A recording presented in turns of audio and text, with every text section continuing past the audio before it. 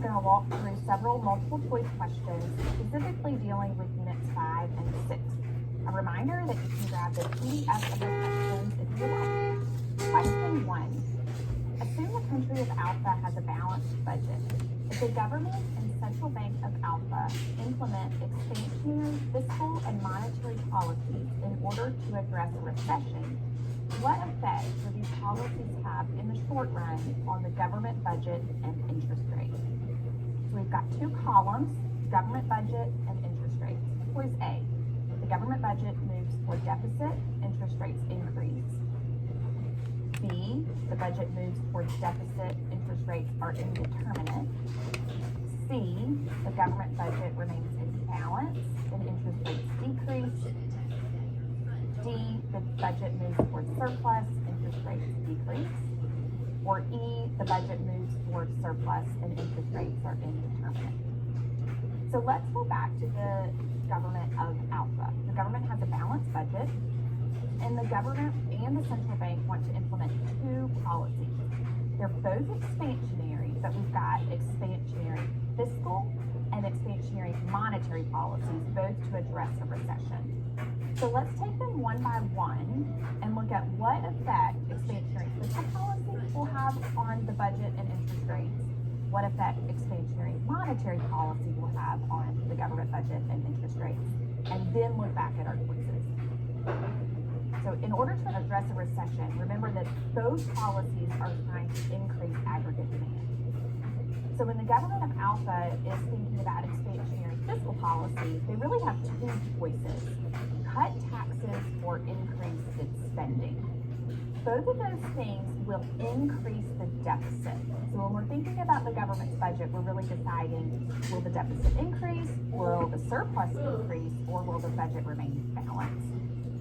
Expansionary fiscal policy will involve cutting taxes, which will reduce revenue, or increasing spending, which will increase the outlays that the government is taking part of. So the deficit will for sure increase. Now, as far as the interest rate, we need to remember that when the government runs a deficit, the government must borrow. And when the government borrows, if you think about the loanable funds market here, the government demands loans, or you could say that the supply of loanable funds decreases. But either way, in that market, we see that this fiscal policy will increase interest rates. So back to our columns: expansionary fiscal policy, increased deficit, and then interest rates will increase. But remember, Alpha is also conducting monetary policy. So expansionary monetary policy has to do with the central bank of Alpha and their use of interest rates. This has no impact on the deficit. The government is not spending more money here or cutting taxes. It just has to do with interest rates. But interest rates will definitely decrease. That's the whole point of this policy, is to increase aggregate demand. So interest rates will need to fall in order to increase consumption and investment. So to summarize, deficit will increase and then no impact on the deficit for our two policies. So we know for sure that the government budget will move toward deficit. Now, here's what I love about column questions. If I look at the first column, the government budget, I'm just down to choice A and B because those are the choices that have moved towards deficit. And then because expansionary fiscal policy increases interest rates and expansionary monetary policy decreases interest rates, we really don't know what the overall impact on interest rates will be. We don't know which effect will be larger. So interest rates are indeterminate, which leaves us with choice B. The government budget will move toward deficit and interest rates will be indeterminate. Question 2. Assume the economy is initially in long-run equilibrium. Which of the following describes how the short-run effect of an increase in personal income taxes would be depicted in the Phillips curve model provided? So the model that's provided shows inflation rate on the y-axis, the unemployment rate on the x-axis. I see a vertical long-run Phillips curve, and then 3 downward sloping short-run Phillips curves, and then various points A through E. Let's look at our choices. Choice A, a movement along SRPC1 from point A to point B.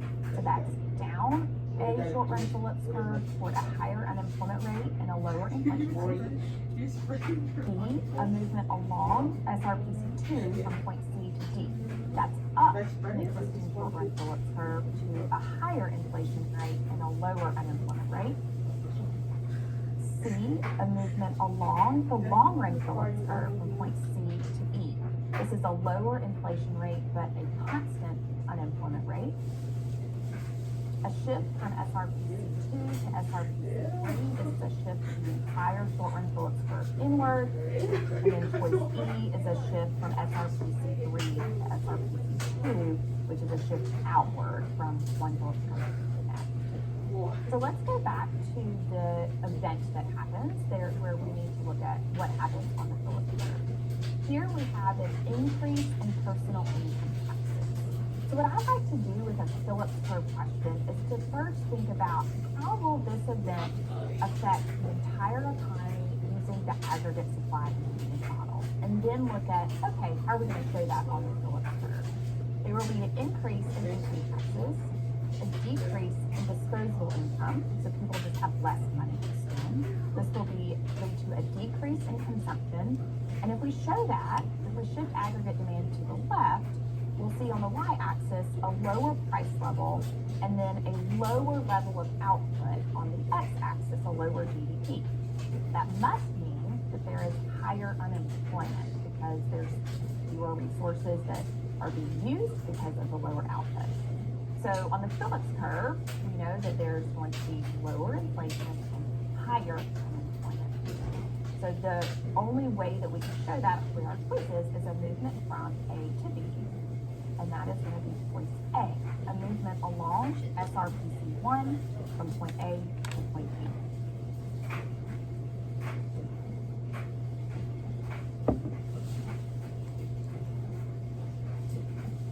The best place for creators to make money in the creator economy is Kajabi.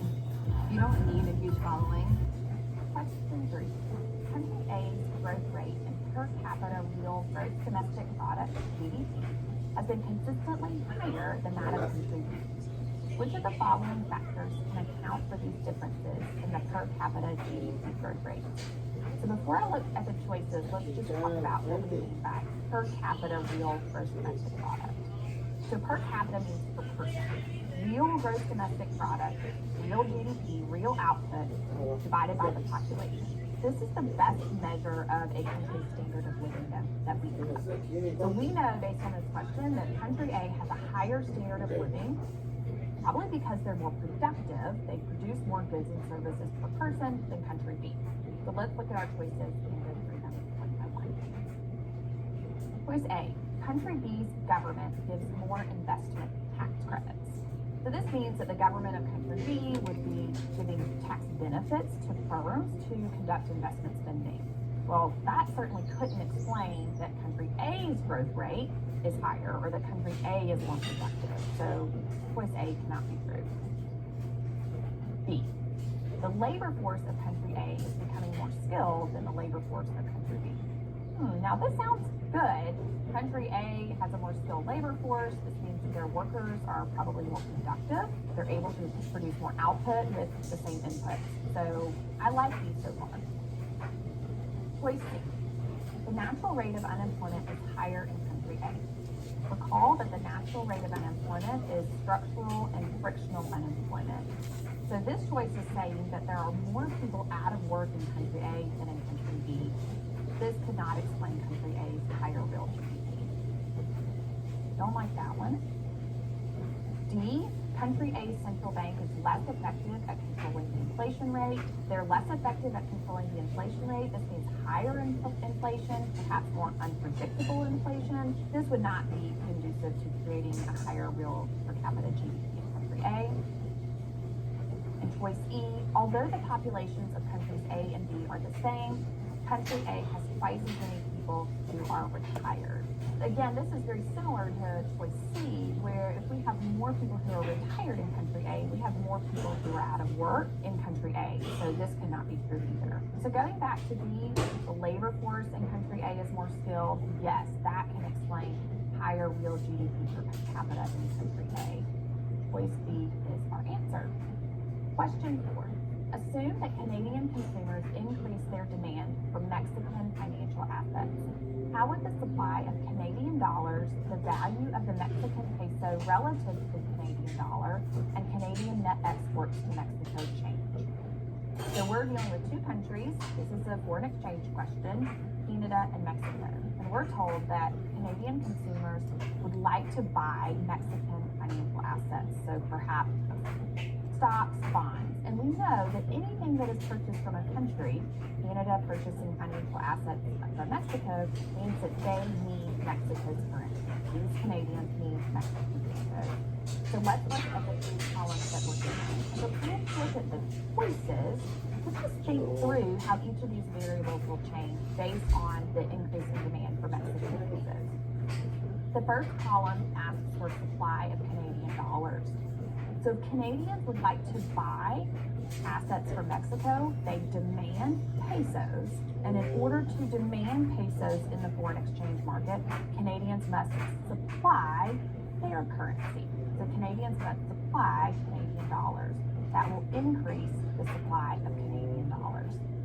So the supply of Canadian dollars will increase. That's what we're looking for. Okay, now the value of the peso. I like to use the foreign exchange graph when I'm asked about the value of a currency, because that helps me visualize what is happening to the currency.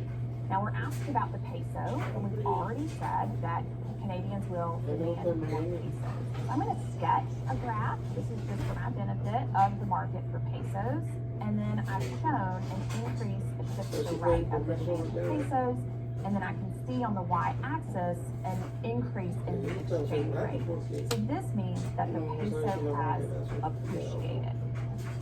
And then we'll need this in the next column, but because the peso has appreciated, the Canadian dollar has appreciated. The last column is about Canadian net exports. And this is, we recall, net exports, exports minus imports. So this is asking us about the goods and services that Canada is selling to other countries, Mexico, and then the Mexican goods and services that Canada is importing. So if the peso has appreciated and the Canadian dollar has depreciated, it means, first of all, that because the peso has appreciated, anything that Canadians buy from Mexico is now relatively more expensive. It will be more expensive for Canadians to buy anything from Mexico. Because the Canadian dollar has depreciated, anything that is purchased from Canada, so anything purchased by Mexicans from Canada, will now be relatively cheaper. So because imports will decrease, exports will increase, that means that Canadian net exports will increase. So our three columns, the supply of Canadian dollars will increase, the value of the peso will increase or appreciate, and Canadian net exports will increase. So let's look at our choices and find the correct column. And we are going to be looking at choice A. The supply of Canadian dollars will increase, the value of the peso will increase, and Canadian net exports will increase. Thank you. That's all for today's video.